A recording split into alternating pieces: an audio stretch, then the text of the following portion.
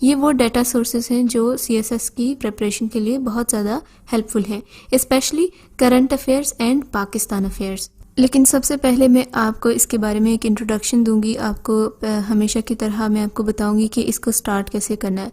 अगर आपको ये सारी चीज़ें पता हैं, you can skip to the mid of the video और आप डायरेक्ट उन सोर्सेज को कंसल्ट कर सकते हैं, जिनको मैं अपने हिसाब से सीक्रेट कहती हूँ। सो सबसे पहली बात यह है कि जो सीएसएस करंट अफेयर्स और पाकिस्तान अफेयर्स है, उसकी तैयारी में दो पोर्शंस होते हैं। एक जो आपके इंटरनल न्यूज़ होते हैं, यानी जो पाकिस्तान के अंदर की खबरें वगैरह, और एक जो इंटरनेशनल न्यूज़ होते हैं। अब इसमें सबसे बड़ी गलती जो एस्पायरेंट्स करते हैं, उनको लगता है कि हमने न्यूज़ पढ़ लिया है तो अब इसी न्यूज़ के बारे में हमसे पेपर में पूछा जाएगा। ऐसा होता है, लेकिन बिल्कुल ऐसा नहीं होता। मीन्स कि अगर कोई आपने न्यूज़ पढ़ ली है तो अब वो आपको उस न्यूज़ की एज इट इज़ स्टेटमेंट नहीं पूछेंगे, या ये नहीं पूछेंगे कि फ़लाँ दिन पे या उस इवेंट में क्या हुआ था और कैसे हुआ था। वो आपसे उसका क्रिटिकल एनालिसिस पूछेंगे, ठीक है। और क्रिटिकल एनालिसिस करने के लिए आपका न्यूज़पेपर पढ़ना काफ़ी नहीं होता। किसी भी चीज़ को क्रिटिकली एनालाइज करने के लिए आपको उसका पास्ट, प्रेजेंट, फ्यूचर और कॉन्टेम्प्रेरी इश्यूज़ का पता होना ज़रूरी है। अच्छा, ये तो मैं आपको पहले भी बता चुकी हूँ कि अगर आपको पाकिस्तान के अंदर की न्यूज़ रीड करनी है तो आपको डॉन न्यूज़पेपर और सिटी न्यूज़पेपर पढ़ना चाहिए। और अगर आप इंटरनेशनल न्यूज़ भी देखना चाहते हैं तो आपको बीबीसी, अल जज़ीरा और गार्डियन, न्यूयॉर्क टाइम्स, इन पर भी नज़र रखनी होगी, ठीक है। ये तो हो गया कि आपने अपने पेपर की हेडलाइन कहाँ से बनानी है। मीन्स के टॉपिक्स आपको मिल गए, आपको इन्फॉर्मेशन मिल गई है। अब उस इन्फॉर्मेशन को इंटरप्रेट करना, उसको एनालाइज करना और उसको जो एग्जामिनर चाहता है, जिस तरह का वो क्वेश्चन पूछ रहा है, उसके अकॉर्डिंग उसको प्रेजेंट करना, ये आपको कहाँ से पता चलेगा, उसके लिए मैं आपको कुछ डेटा सोर्सेज बताऊंगी। उनको आपने ज़रूर कंसल्ट करना है। आपको इंशाल्लाह इतना फ़ायदा होगा कि आपको इन की बुक्स की ज़रूरत ही नहीं पड़ेगी। जो की बुक्स होती हैं, मैं आपको बता दूं कि की बुक्स आप जब करंट अफेयर्स की, पाकिस्तान अफेयर्स की बुक्स लेते हैं, सबसे बड़ी गलती होती है जो आप अपनी प्रिपरेशन में करते हैं। क्यों? एक तो ये की बुक्स अपडेटेड नहीं होती। कोई भी की बुक ऐसी नहीं है जो आप जिस दिन प्रिपेयर कर रहे हो उससे 1 महीना पहले लिखी गई हो। हमेशा ये की बुक्स पुरानी होती हैं और इनमें अपडेटेड इंफॉर्मेशन नहीं होती। और दूसरी बात, इनमें एनालिसिस नहीं होता। इन दो चीज़ों के बगैर आपकी जो प्रिपरेशन है वो बिल्कुल अधूरी है। अच्छा जी, अब मैं आपको बताती हूँ एग्जैक्टली कि आपने न्यूज़ पढ़ लिया, ठीक है, न्यूज़पेपर आपने पढ़ लिया, कोई भी न्यूज़, इंटरनेशनल, नेशनल न्यूज़ पढ़ ली। अब आप चाहते हैं कि आप उसको एनालाइज करें, आप ये जानें कि वो एग्ज़ाम में किस तरह पूछी जाएगी, ठीक है। तो ये डाटा सोर्सेज पाकिस्तान के लिए डिफरेंट हैं और इंटरनेशनल न्यूज़ के लिए डिफरेंट हैं। अगर आपको पाकिस्तान से रिलेटेड कोई भी इंफॉर्मेशन चाहिए, डेटा चाहिए, फैक्ट्स चाहिए, फिगर्स चाहिए, ग्राफिक्स चाहिए, तो आपको पाकिस्तान गवर्नमेंट की ऑफिशियल वेबसाइट पर जाना होगा। एक जो सीएसपी है वो गवर्नमेंट का रिप्रेजेंटेटिव होता है, ऑपोजिशन का नहीं। इसलिए जो आप न्यूज़पेपर्स में फैक्ट्स वगैरह पढ़ते हैं वो मैनिपुलेटेड भी हो सकते हैं। लेकिन आप चूंकि गवर्नमेंट की तरफ से बोल रहे होते हैं, आपका जो व्यू पॉइंट होता है वो पाकिस्तान के लिए होता है। रिमेंबर, आप वो इंसान हैं जिसने पाकिस्तान के बारे में हमेशा पॉजिटिव कहना है, होपफुल रहना है, फैक्ट्स को भी ऐसे प्रेजेंट करना है कि उनमें कोई नेगेटिविटी का पहलू नहीं होगा। अच्छा, अब जो पाकिस्तान के बारे में फैक्ट्स हैं उसमें वो जानने के लिए आप गूगल पर जाएंगे, आप लिखेंगे पाकिस्तान गवर्नमेंट, आगे पाकिस्तान गवर्नमेंट की ऑफिशियल वेबसाइट आ जाएगी, ठीक है। इस वेबसाइट पे 2 फ़ायदे हैं। एक तो आपको यहाँ पर पाकिस्तान की हिस्ट्री के बारे में काफ़ी ऑथेंटिक डेटा मिलेगा। President of Pakistan, prime minister, national assembly, senate, supreme court, इनका आपको बेसिक स्ट्रक्चर पता चल जाएगा, ठीक है, कि कितने मेंबर्स होते हैं, कितने हाउसेस होते हैं, वगैरह वगैरह। आपको हर तरह की इंफॉर्मेशन मिल जाएगी।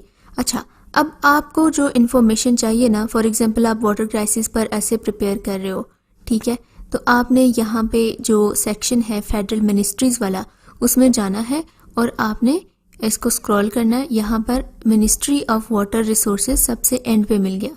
ये मैंने इसको क्लिक कर दिया है, मिनिस्ट्री ऑफ वाटर रिसोर्सेज को, तो आगे मेरे पास एक नया पेज खुल गया है, ठीक है।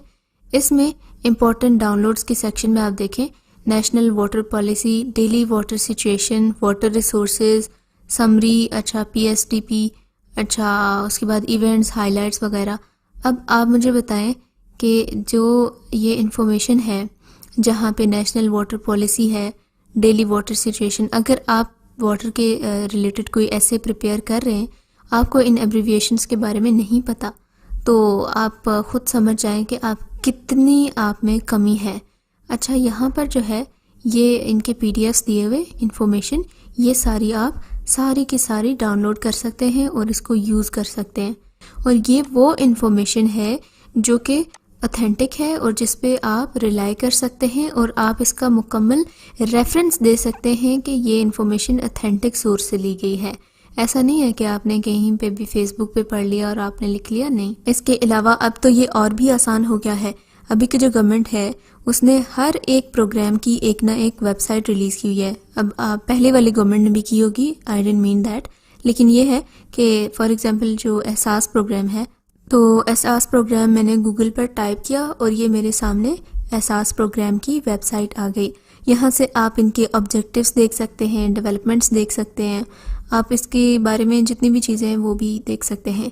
इसके अलावा प्राइम मिनिस्टर पाकिस्तान की भी वेबसाइट है pmo.gov.pk, तो आपने ये विज़िट करें, देखें कि इसमें भी उसी तरह की federal government, government of Punjab, government of Sindh, Khyber Pakhtunkhwa, Balochistan, इसमें सारे गवर्नमेंट्स जितना भी प्रोविंसेस हैं उस सब के बारे में लिखा हुआ है, उस सब के बारे में इंफॉर्मेशन दी हुई है। आगे इनकी जो मिनिस्ट्रीज़ हैं इन गवर्नमेंट्स की वो भी दी हुई हैं, ठीक है। फिर आप उसी पेज पे रीडायरेक्ट हो जाएंगे गवर्नमेंट ऑफ पाकिस्तान के। तो मेरी बात का पॉइंट ये है कि अगर आपको पाकिस्तान के बारे में कोई भी इंफॉर्मेशन चाहिए तो उसके लिए इवन न्यूज़पेपर भी उस हद तक ऑथेंटिक नहीं है जितने पाकिस्तान गवर्नमेंट के अपने वेबसाइट्स हैं। हर इदारे की एक वेबसाइट बनी हुई है, आप वहाँ से जाके कंसल्ट करें। अब आते हैं इंटरनेशनल न्यूज़ की तरफ, ठीक है। इंटरनेशनल न्यूज़ में सबसे पहले टॉप पे आता है CIA फैक्ट बुक, ठीक है। इस फैक्ट बुक में दुनिया के जितने ममालिक हैं उनके बारे में आपको हर तरह की इंफॉर्मेशन मिल जाएगी। यहाँ पर मैंने सेंट्रल एजेंसी की वेबसाइट खोली है और यहाँ पर जो है वर्ल्ड फैक्ट बुक के अंडर जो है लिखा रहा है please select a country to view. For example यहाँ पर इजी है, अभी मैंने अफ़गानिस्तान सर्च किया है, तो अफ़गानिस्तान के बारे में वैसे भी शायद डेटा कम हो, लेकिन अफ़गानिस्तान के बारे में आप देखें कि यहाँ पर 1 पेज समरी आ गई, ट्रैवल फैक्ट्स आ गए, उसके नीचे introduction, geography, people and society, government, economy, energy, communication, इनका सारा सिस्टम आपको यहाँ पर मिल जाएगा। अभी आप जो पाकिस्तान के बारे में प्रिपेयर करते हैं तो ज़ाहिर है पाकिस्तान अकेला नहीं है, आपको जितने भी कंट्रीज़ हैं साथ में इसके लिंक्ड हैं उन सब के बारे में भी पता लगाना होता है, उन सब के बारे में भी जानना होता है। For example China, India, Iran, Afghanistan, इन सब के बारे में आपको यहाँ से इंफॉर्मेशन मिल जाएगी। इसके अलावा इसी वेबसाइट में ये देखिए सर्च बार बना हुआ है, यहाँ पे आप कोई भी इशू टाइप करके देख सकते हैं। अच्छा, आजकल कोरोना वायरस का काफ़ी ज़्यादा इशू है, तो अगर आपको कोरोना वायरस से रिलेटेड ऑथेंटिक इन्फॉर्मेशन चाहिए आप सीधा जाएंगे WHO की वेबसाइट पर। यहाँ पर आपको पहले पेज पर ही नज़र आ जाएगी Covid pandemic, all information is here. बस यहाँ पर आपने क्लिक किया, public advice, country and technical guidance, यहाँ पर आपको हर चीज़ मिल जाएगी। आपको कोई ज़रूरत नहीं है गूगल पे रैंडम फैक्ट सर्च करके पढ़ने की।